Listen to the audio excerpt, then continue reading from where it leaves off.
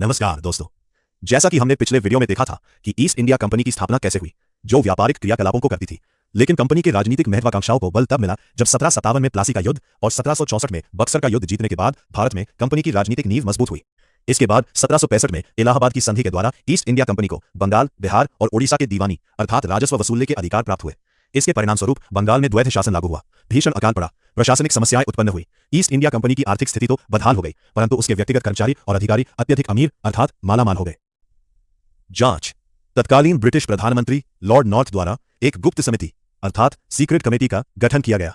परिणाम, इस समिति के सुझाव पर कंपनी की गतिविधियों को नियमित करने हेतु रेगुलेटिंग एक्ट 1773 पारित किया गया। रेगुलेटिंग एक्ट 1773 का महत्व। संसदीय नियंत्रण की शुरुआत। ब्रिटिश सरकार द्वारा कंपनी की गतिविधियों पर नियंत्रण रखने का यह पहला लिखित प्रयास था। कार्यों को मान्यता। पहली बार कंपनी के राजनीतिक और प्रशासनिक कार्यों को औपचारिक मान्यता मिली। प्रशासनिक संरचना में बदलाव। इंग्लैंड में स्थित संगठन अर्थात होम गवर्नमेंट। निदेशक मंडल अर्थात कोर्ट ऑफ डायरेक्टर्स। इसमें गवर्नर, उप गवर्नर और 24 अन्य सदस्य शामिल थे। इनके सदस्यों का चुनाव अब 1 वर्ष के स्थान पर प्रत्येक 4 वर्षों के लिए किया जाने लगा तथा 1/4 सदस्य प्रतिवर्ष सेवानिवृत्त अर्थात रिटायर होने लगे। स्वत्वधारी मंडल अर्थात कोर्ट ऑफ प्रोप्राइटर्स। पहले इसमें मत देने का अधिकार 500 पाउंड के अंशधारियों अर्थात शेयर होल्डर्स को था। 1773 के बाद इसे बढ़ाकर 1000 पाउंड कर दिया गया। भारत में प्रशासनिक ढांचा। बंगाल का गवर्नर जनरल। बंगाल के गवर्नर पद का नाम बदलकर बंगाल का गवर्नर जनरल कर दिया गया। गवर्नर जनरल के अधीन मद्रास और बंबई के गवर्नरों को बंगाल के गवर्नर जनरल के अधीन कर दिया गया। कार्यकारी परिषद। समस्त सिविल और सैन्य शक्तियां गवर्नर जनरल और उसकी 4 सदस्यीय कार्यकारी परिषद में निहित कर दी गई। प्रथम governor general Warren Hasting.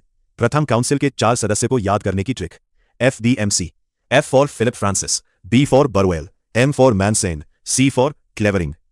Calcutta में सर्वोच्च न्यायालय की स्थापना गठन।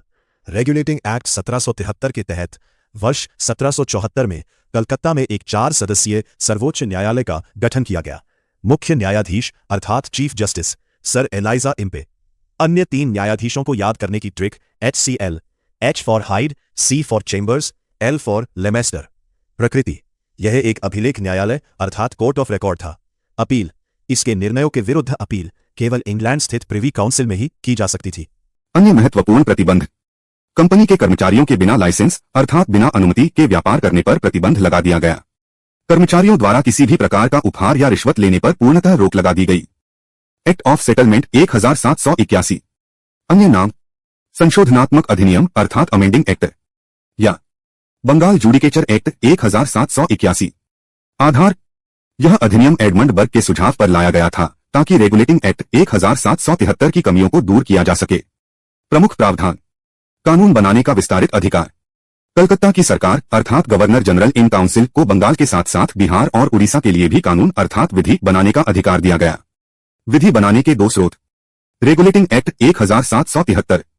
Act of settlement 1781। विधि निर्माण में भारतीयों के धर्म, परंपरा और रीति रिवाज का विशेष ध्यान रखा जाएगा। गवर्नर जनरल इन काउंसिल को सर्वोच्च न्यायालय की अधिकारिता से मुक्त कर दिया गया। प्रांतीय न्यायालय के विरुद्ध appeal governor general in council के पास की जा सकती थी।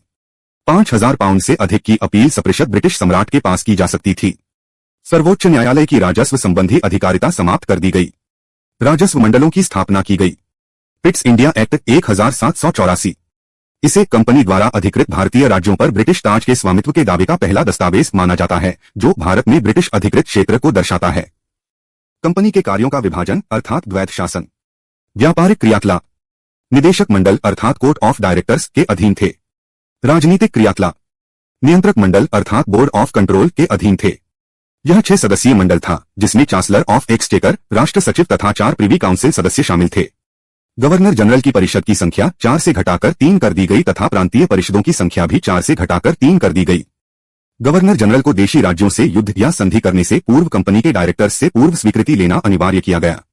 गवर्नर जनरल को प्रांतीय सरकारों अर्थात बंबई और मद्रास को बर्खास्त करने का अधिकार प्राप्त हुआ। अंग्रेज अधिकारियों के अवैध कार्यों और भ्रष्टाचार के विरुद्ध कार्रवाई के लिए इंग्लैंड में विशेष कोर्ट की स्थापना की गई। 1786 का अधिनियम कॉर्नवालिस के लिए विशेष परिस्थितियों में परिषद के निर्णय को निरस्त करने की शक्ति अर्थात वीटो पावर दी गई। उन्हें मुख्य सेनापति अर्थात प्रधान सेनापति घोषित किया गया। 1793 का चार्टर कंपनी के व्यापारिक अधिकारों को अगले 20 वर्षों के लिए बढ़ाया गया। नियंत्रक मंडल के सदस्यों और कर्मचारियों का वेतन सीधे भारतीय राजस्व से दिया जाने लगा।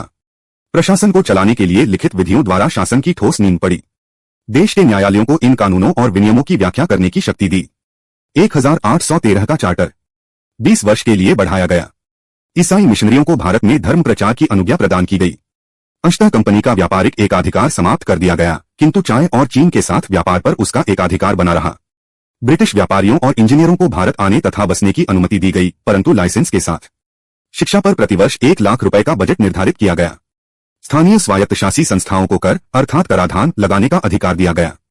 1833 का चार्टर 20 वर्षों तक बढ़ाया गया। बंगाल का गवर्नर जनरल भारत का गवर्नर जनरल बना। शासन प्रणाली का केंद्रीकरण किया गया, जिसके तहत प्रांतों से विधि निर्माण की शक्ति वापस ले ली गई। पहले गवर्नर जनरल व काउंसिल की विधि को विनियम कहा जाता था, लेकिन अब इसे अधिनियम कहा जाने लगा। बिना लाइसेंस भारत आने, बसने और व्यापार करने की स्वतंत्रता दी गई।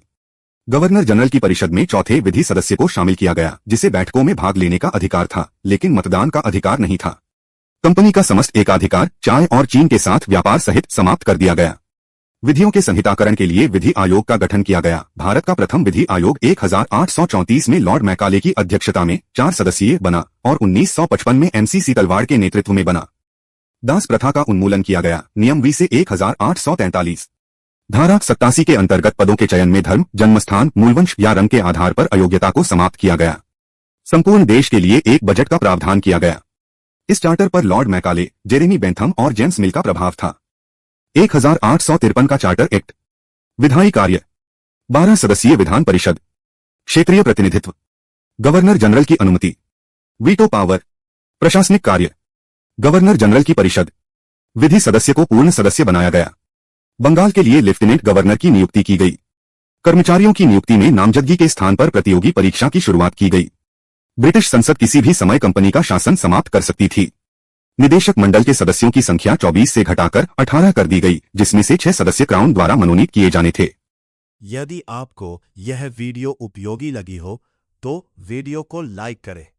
अपनी राय और सुझाव हमें कमेंट बॉक्स में अवश्य बताएं और ऐसी ही महत्वपूर्ण ऐतिहासिक, संवैधानिक तथा UPSC से संबंधित जानकारियों के लिए हमारे चैनल को सब्सक्राइब करना न भूलें।